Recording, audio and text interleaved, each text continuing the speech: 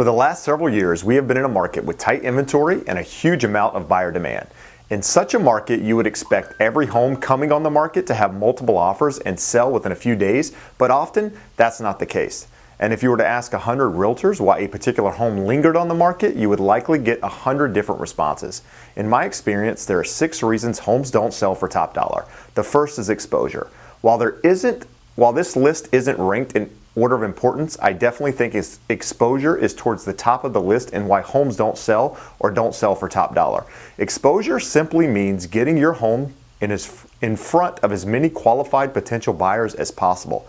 Exposure drives demand, and demand ultimately determines price. So if your home isn't getting the proper marketing and exposure, then you are likely leaving money on the table. As a professional, my goal isn't to get you just one offer. I make every effort to bring multiple offers for your home so that ultimately the price gets bid higher by those not wanting to miss out. Let's be honest, compared to other industries, the barrier to entry for real estate agents is pretty low. Essentially, anyone that can pass a test and pays for their licensing can list your home for sale. This doesn't mean they have the sales, marketing, and negotiation expertise required to create demand through a collaborative marketing plan of online, print, social, and PR that will ultimately help you achieve your goal of selling quickly and for top dollar. The second item is price. Pricing your home correctly from the start is critically important. In a day and age where comparative sales data is readily available, every person you talk to seems to have an idea of what their home is worth. While data is an important part of the equation when pricing a home, it's not the only thing that should be considered. I often encounter sellers who want to take an average of the homes that have sold or the highest sell in their neighborhood and then use that price per square foot to come up with their value. Unfortunately, accurately pricing a home is not that simple, as there are many factors that should be taken into account before deciding on your list price. Everyone wants top dollar for their home, but that doesn't necessarily mean pricing your home higher than the last sale in your neighborhood is the correct way. Pricing appropriately from the start will likely bring you better results than listing high and being forced to cut the price when you don't get the results you had initially hoped you would. In a strong seller's market, homes that are priced according to fair market value end up selling in less time and at higher prices than those that come to the market higher than they should. This is due to buyer psychology. When a home has been sitting on the market for X amount of days or has seen one or more price cuts, buyers believe the home is not worth the asking price, or the sellers are likely willing to accept a lower price. The third item are terms. The terms of your sale and how they are described in the private agent remarks in the multiple listing service can often make the difference between a home with few showings and one with massive buyer traffic and multiple offers. Impossible or difficult to meet terms can dramatically reduce your buyer pool. You don't want your agent driving traffic away from your home by disclosing things in a way that can turn off buyers. An example in this market would be contingent offers. Currently, many sellers are listing their homes for sale contingent upon them finding a replacement property.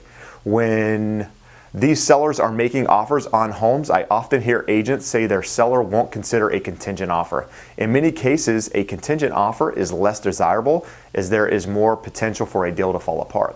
But a sale contingency is only one aspect in the strength of a buyer's offer, and a professional real estate agent can help you understand and weigh the relative benefits of each offer. Some contingent offers aren't a good fit, but you may be throwing the baby out with the bathwater in a market where contingencies have become commonplace. You could end up having to lower your price to find the right buyer when a contingent offer would have ended up netting you more money. Fourth thing is accessibility. Access is very important when listing your home for sale. The more accessible your home is, the greater your chances of receiving multiple offers. If a buyer can't get inside your home, it's unlikely they will write an offer. As a realtor who works with many buyers with busy schedules, I can state with certainty that when it's difficult to show your home, buyers get turned off and in many cases will move on to look at other homes. I understand that sometimes there are issues with pets or family members, a home-based business, or other circumstances which limit showing schedules. But having a realtor who understands your needs and can help find a solution to maximize exposure with the context of your schedule is critical to a successful outcome.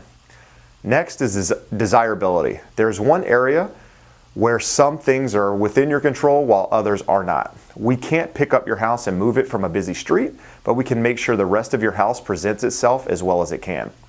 Essentially, you need to offset anything that you can't change by creating a positive emotional response to your home with the issues you can control. Remember, people buy emotionally and justify logically. So if they walk into your home that is picture perfect on the inside, but on a busy street, it's not uncommon that their emotional response wins out over their logical concern over living in a high traffic area.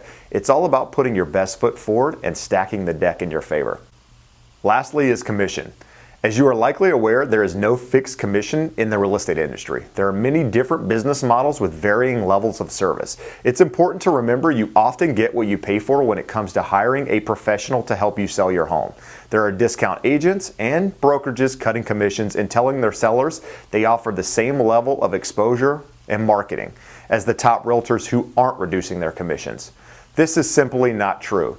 An agent taking a reduced commission simply cannot afford to do the necessary paid marketing, professional photos, videos, social media advertising, print, or any of the other necessary marketing and promotion required to get your home the exposure required to get a top dollar offer.